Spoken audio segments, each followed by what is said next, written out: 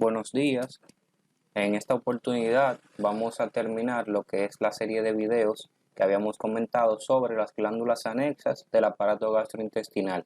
Ya hemos hablado hasta ahora de lo que es el vaso, el páncreas, la vesícula biliar y la vía biliar extrahepática. Entonces vamos a concluir con estas glándulas anexas con la más grande de ellas, que es el hígado. Bien, el hígado, como acabamos de mencionar, es una glándula anexa del aparato gastrointestinal que tiene un sinnúmero de funciones, en su mayoría asociados a funciones metabólicas. Bien, aparte de todas esas funciones metabólicas y degradación, por ejemplo, en el caso de sustancias como medicamentos, también se encarga del almacén de glucógeno y de la excreción de bilis, que luego es almacenada y concentrada a nivel de la vesícula biliar.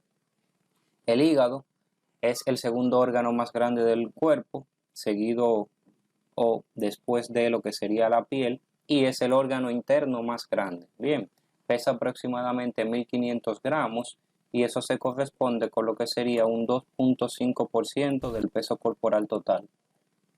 En vida intraútero, o sea, en el feto ya maduro, el hígado es el doble del tamaño que en el caso adulto, por lo que corresponde a un 5% del peso corporal total, ya que se le añaden otras funciones como lo que sería principalmente la de hematopoiesis. O sea que, así como vimos en el vaso, que en vida intraútero era un órgano hematopoyético, el hígado también lo es. Ya en vida postnatal, solamente las funciones que mencionamos al principio, pero ya recuerde que en nosotros el único órgano que es hematopoyético es la médula ósea. Va a tener unas dimensiones de 28 centímetros en sentido longitudinal, que sería este de acá, 18 centímetros en sentido cráneo-caudal, en su punto más largo, y 8 centímetros de grosor en una vista lateral. Tiene una coloración rojo pardo. Bien, entonces, vamos a ver que en su posición anatómica normal, el hígado se encuentra principalmente del lado derecho. Si dividimos el abdomen en cuadrantes, recuerde, en el cuadrante superior derecho. Si dividimos el abdomen en las 9 regiones, pues el hígado abarca 3 de esas 9 regiones, que serían las 3 regiones superiores. Su lóbulo derecho, que es su porción más grande, se ubica principalmente a nivel de lo que sería el hipocondrio derecho, pero se extiende también hacia la región superior del epigastrio y el vértice de su lóbulo izquierdo alcanza lo que es el hipocondrio izquierdo, bien, justo debajo del pezón del lado izquierdo. Recuerde que el hígado se encuentra en contacto directo y justo debajo del diafragma, y por lo tanto su posición va a variar atendiendo a la gravedad. Por ejemplo, no es lo mismo en posición de cúbito supina que en posición erecta, porque va a descender por gravedad cuando usted está erguido, y no sería lo mismo también durante las diferentes fases de la respiración, inspiración y expiración. Y esos movimientos, aunque el hígado se encuentra justo a nivel del reborde costal del lado derecho, pues nos permiten hasta cierto punto hacer maniobras para poder palpar el hígado. Cuando el hígado sobrepasa ese reborde costal, pues hablamos ya de un crecimiento anormal o patológico que se denomina hepatomegalia.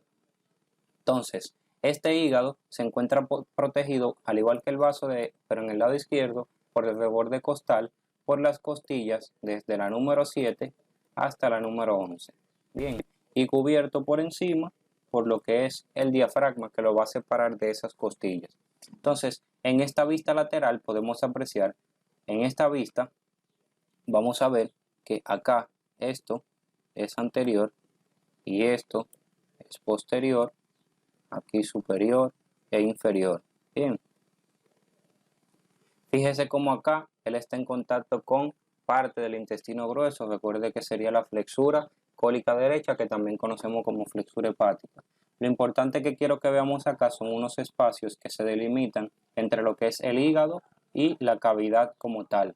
El hígado está cubierto por peritoneo en casi toda su superficie, por lo que se considera un órgano intraperitoneal, con un pequeño excepto, vamos a verlo por acá, que es esto de acá, que se denomina área desnuda del hígado, que se encuentra en contacto directo con el músculo diafragma. Luego todo lo demás sí está cubierto. Bien, entonces fíjese que el hígado en cierto punto se encuentra directamente adherido a lo que es el músculo diafragma a través de un engrosamiento de ese peritoneo que se denomina ligamento coronario.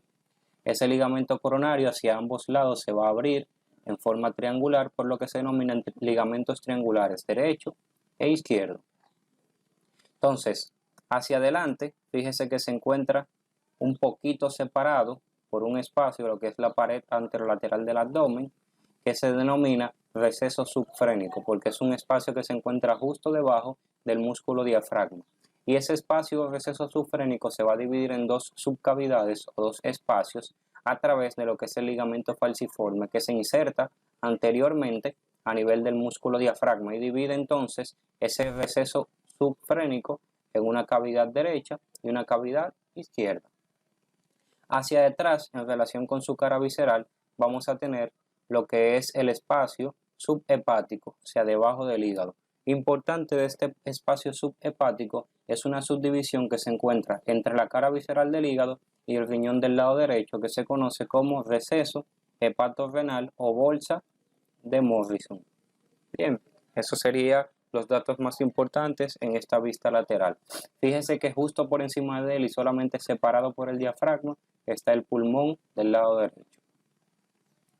Entonces, vamos a hacer una descripción ahora de las superficies del hígado. En esto tenemos una vista anterior donde podemos apreciar la cara diafragmática del hígado. Es esa que se encuentra en contacto con el músculo diafragma, es esa de aquí, que se encuentra situada en un sentido anterosuperior y hasta un poquito posterior. Sería toda esta cara de aquí. Esa cara diafragmática del hígado es convexa porque se adapta a la concavidad del músculo diafragma y es en casi toda su superficie totalmente lisa, a excepción, por ejemplo, de en este punto medio donde encontramos el ligamento falciforme. Vamos a utilizar ese ligamento falciforme para hablar de que el hígado en esta superficie externa lo podemos dividir de forma descriptiva en dos grandes lóbulos, un lóbulo derecho, que es este más grande, y un lóbulo izquierdo.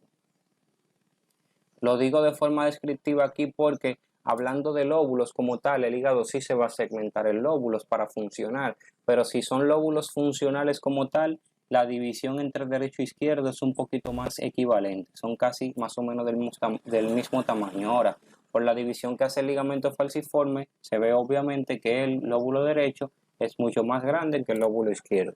Bien, entonces en esta vista podemos apreciar los dos grandes lóbulos del hígado, lisa y solamente asomándose por aquí lo que sería el fondo de la vesícula biliar. En esta cara de acá tenemos una vista posterior inferior donde podemos apreciar lo que se denomina cara visceral del hígado. Esa cara visceral del hígado es la que es opuesta a la cara diafragmática y es la que se va a encontrar en relación con otros órganos de lo que es la cavidad intraabdominal. Entonces, aquí en este punto igual podemos apreciar el lóbulo derecho. Recuerde que ahora estamos en una vista posterior, está girado, volteado, y este el lóbulo izquierdo. Bien, ¿qué pasa? Que en esta vista posterior, utilizando una serie de estructuras que dejan marcas o líneas sobre la superficie visceral del hígado, por ejemplo, en este caso, tenemos el ligamento venoso, que es este de acá, que va a dejar una fisura del lado izquierdo, y aquí donde tenemos la vena cava inferior, está dejando una marca hacia el lado derecho, que sería la fisura sagital derecha, y aquí donde tenemos el hilio hepático, o sea, donde entran y salen las estructuras, pues también podemos utilizar estas estructuras, fíjese cómo lo hago, que forman una especie como de letra H y acaban de segmentarme el hígado, no en dos lóbulos, sino en cuatro. Bien, entonces tendríamos lóbulo izquierdo, que está marcado aquí, izquierdo acá, lóbulo derecho.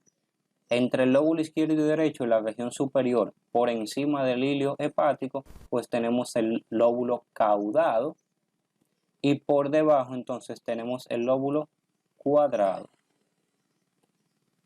Entonces, en esta vista, recuerden, podemos hablar de 4 lóbulos hepáticos. Aquí lo tenemos bien dividido. Bien, entonces vamos a hablar de estas estructuras que están acá, que podemos apreciar. Aquí tenemos la vena cava inferior, que se encuentra en un surco a nivel de la cara visceral del hígado. Recuerde que esa vena cava inferior se va a dirigir hacia la cavidad torácica para desembocar a nivel de lo que es la aurícula derecha del corazón para llevar la sangre desoxigenada. Aquí vamos a tener la vesícula biliar, que recuerde descansa a nivel de la fosa cística o fosa de la vesícula biliar.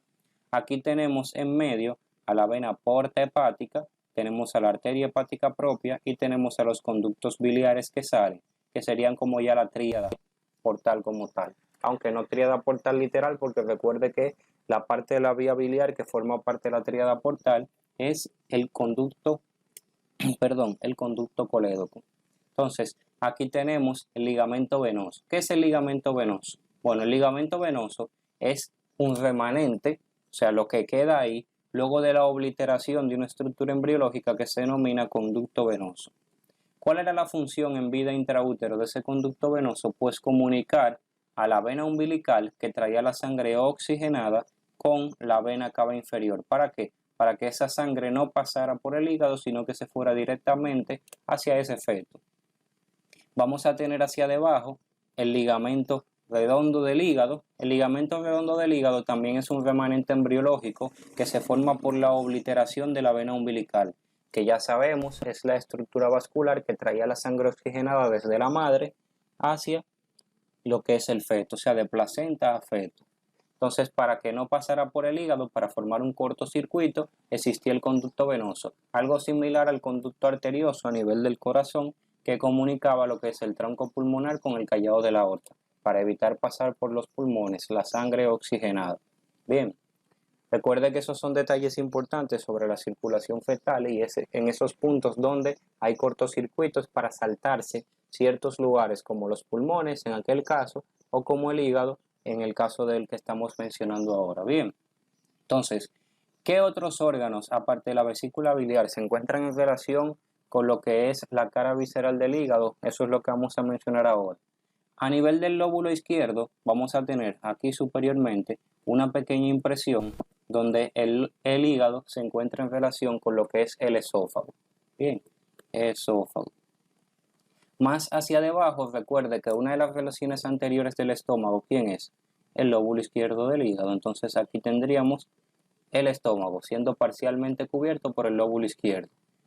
Aquí tendríamos el duodeno, que deja más o menos unas impresiones o marcas, y las otras principales relaciones que estarían a nivel del lado derecho serían acá debajo, recuerde, la flexura cólica derecha, que por eso se llama flexura hepática, porque se encuentra en relación con el hígado.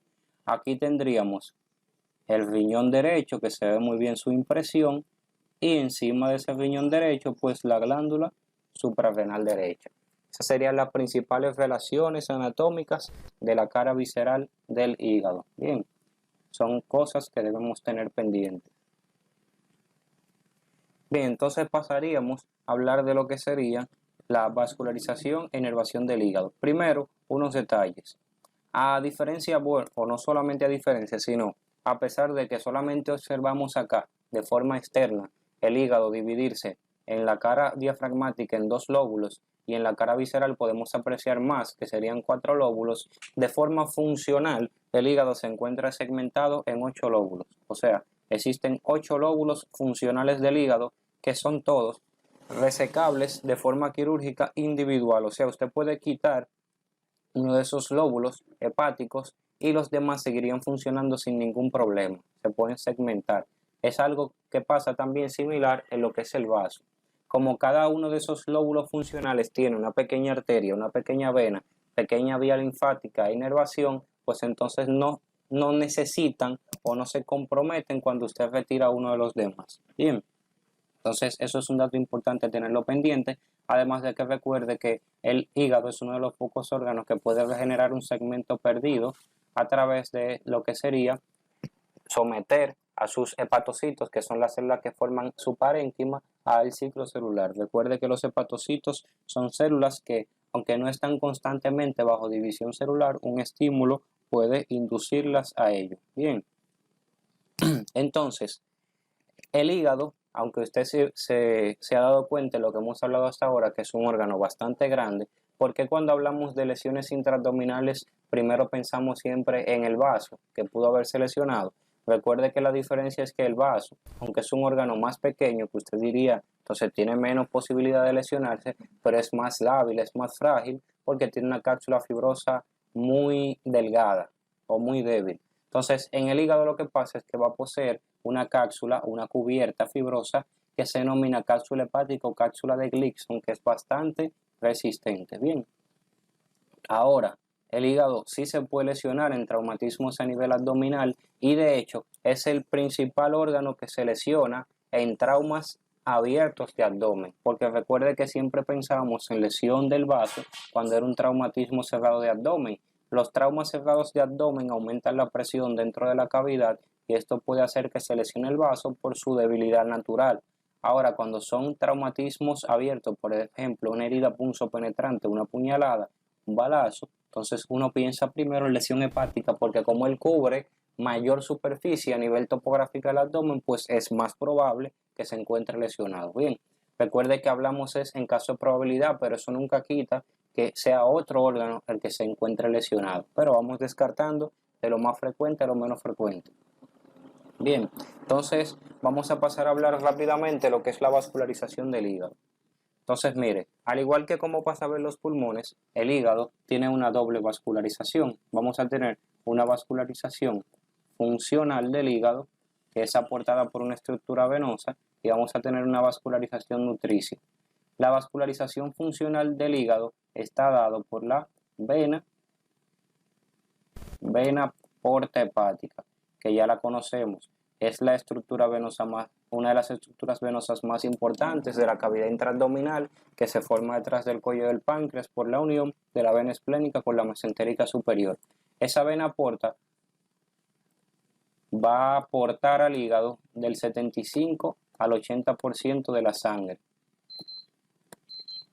Y es importante que usted sepa que aunque es una vena, está un 40% más oxigenada su sangre que las otras venas sistémicas como la vena cava inferior o la superior. O sea que sí aportan, aparte de nutrientes, también oxígeno a lo que es el parénquima principalmente del hígado, o sea, los hepatocitos. Entonces, importante la vena porta es que a través de ella todos los nutrientes que son absorbidos en el aparato gastrointestinal, dígase principalmente en el intestino delgado, se dirigen hacia el hígado a través de la misma. ¿Cuáles son los únicos nutrientes que no pasan primero por el hígado porque no llegan a través de la porta? Los lípidos o grasas. ¿Por qué? Porque estos son absorbidos directamente hacia el sistema linfático. Bien, a través del intestino delgado, donde tenemos unos vasos linfáticos especializados que se denominan vasos quilíferos que absorben esos lípidos o grasas y lo mandan directamente a través de la vía linfática. Luego todos los demás nutrientes pasan primero por el hígado a través de la vena porta. Y esta misma vena porta, que está más oxigenada que una vena normal, le aporta oxígeno al parénquima del hígado. Ya la vascularización nutricia entonces se lo va a dar la arteria hepática propia, que recuerde es una de las ramas de la arteria hepática común que viene del tronco celíaco. Esa arteria hepática propia se encarga de llevar oxígenos y nutrientes principalmente a lo que sería el tejido de sostén del hígado y las estructuras que pertenecen a vía biliar dentro de él, o sea, los conductos biliares. Tanto la vena porta como la arteria hepática propia, cuando se van acercando al hígado, a su hilio, se bifurcan en una rama izquierda y derecha para uno de los dos principales lóbulos. Ya dentro de ellos se siguen segmentando, recuerde, para suplir a los 8 lóbulos funcionales del hígado. El drenaje venoso del hígado está dado por una serie de venas que se denominan venas hepáticas, no porta, venas hepáticas. Esas venas hepáticas suelen ser 3 y drenan directamente en lo que es la vena cava inferior. Importante es que aparte de servirle de drenaje venoso, sirven de sostén para el hígado porque lo están fijando de un gran vaso que se encuentra aquí a nivel de la cavidad abdominal. Entonces son un medio de sostén para el hígado y drenan su sangre venosa. Ya el drenaje linfático de lo que es el hígado lo vamos a dividir en dos. Drenaje linfático. Se va a dividir en una porción superficial y en una profunda. Lo más importante aquí es que casi toda la linfa del hígado va a terminar en los nódulos linfáticos hepáticos. Y de los hepáticos se va a los celíacos. Y de los celíacos a la cisterna del quilo para luego pasar al conducto torácico. ¿Cuál es el único excepto? Pues el área desnuda. El área desnuda del hígado drena a nivel de los nódulos linfáticos frénicos. Bien, eso sería el único excepto y es lo más importante. Ya para la inervación del hígado tenemos lo que es el plexo nervioso hepático, que tiene su componente simpático parasimpático, como siempre hemos mencionado.